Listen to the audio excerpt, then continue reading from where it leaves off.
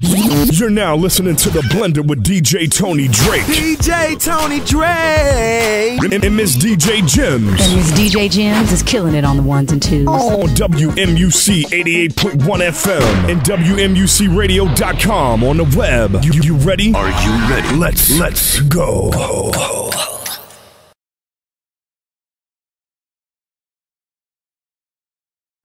All right, and can you tell us a little bit about Gary Webb and your relationship with him and how he kind of got involved with you? Yeah, well, Gary Webb was following, like I said, my supplier, who at this time had become my informant. He was the guy who was having me locked up in prison. He was the guy that was telling the government all the things that I was supposedly had done and why the government had me in prison. Well, Gary was following this guy around because Gary had got a clue that he was one of the Contra's main guys. And Gary had been trying to put a link together showing that the CIA had been pumping drugs into the black community. And on that journey, following this guy, he found out that the guy was going to testify against me in court. So Gary came and talked to me. And that kicked off our relationship. Man, I just find it crazy that, like, during this time, there was supposed to be a war on drugs, but they're actually pumping it into the community. Well, you know, there was a war on drugs, but after Congress okayed them to start back giving money to the Contras, you know, they changed all the laws and got harsher on drugs. That's when they came out with the minimum mandatory and started that 100-to-1 for crack cocaine. Okay. Well, let's switch gears a little bit and kind of talk about music again. How do you feel about artists referring to you via their name, such as Freeway in Philadelphia and also Rick Ross in Miami? Well, I guess the fake Rick Ross, since we're talking to the real Rick Ross. How do you feel about them using your name? Yeah, you're a little harsher than I am, but anyway, yeah. I mean, it's like this here, you know, I think it was clever what he did. He found a name that had been marketed and was known, and he used it. You know, that's just clever marketing on his part. And it would have probably been fine had I not got out of prison. But now that I'm out of prison, you know, I want to be me. You know, and I want to get credit for my name and for the brand that I created. And I think that, you know, that he should get my name back and use his own name now. Which I think he is now. I think he's going by Teflon Don. Oh, okay. Like, how do you feel about, I guess, the other Rick Ross is using your name. How do you feel, I guess, like, how do you, what am I trying to say? How do you feel about, like, when your name is brought up, like I guess, like, the different thoughts that people have and how your name's going down in history? Well, you know, this is just the half point for my life. You know, my life has just begun.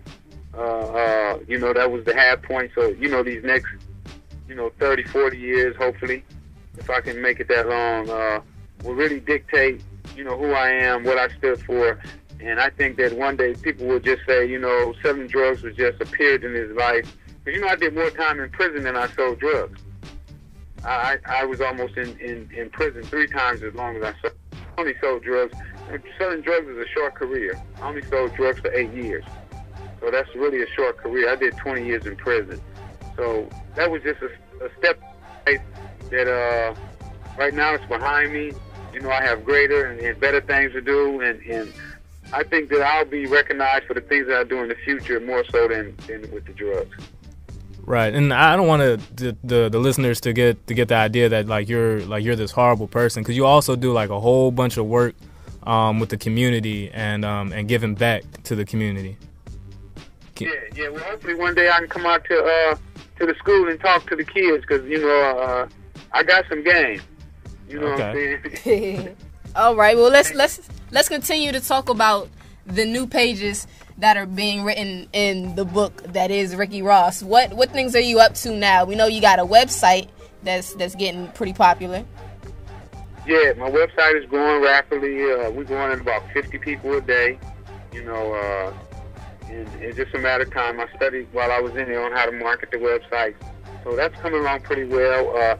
I'm going to have a rap contest or looking for the best artist in the country contest. And it's going to be major. I'm going to give a record deal up to somebody, some talented artist. I won't say lucky because it's going more to be based on their talent. I'm doing my movie right now. I just signed a deal on my movie. I'm controlling everything. I signed Nick Cassavetes, the guy who wrote Blow, Face Off, The Notebook, as the writer. It's coming along really well. I have a couple big meetings in the next couple of weeks with Leonardo DiCaprio and his camp about participating in the movie. I've been in discussions with some of everybody about my role, from Columbus Shore to Don Cheadle to Denzel Washington. I mean, some of everybody has approached me about my role. So that's coming along really well. And the good part is that I own the majority of the movie. You know, I didn't sell my rights. I kept my rights. I'm doing the soundtrack. And this artist that wins this contest will also get a role in the movie and also get a song on the soundtrack. So I'm just going to bring everything together to make it work and, just make it work for the whole community.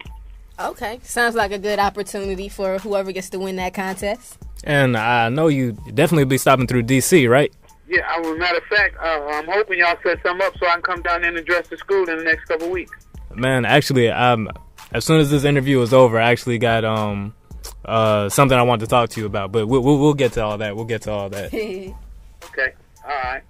Yeah, but you also have a reality show in the works too.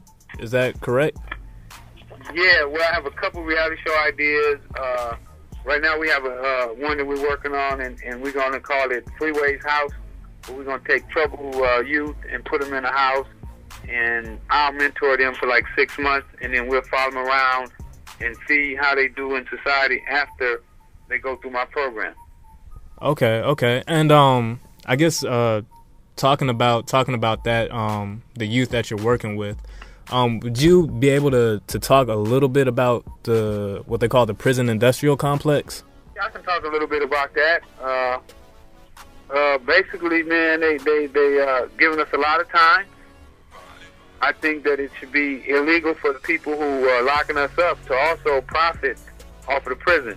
Do you know that the only people who can invest in Unicor, you have to be a federal employee or a prisoner or a judge?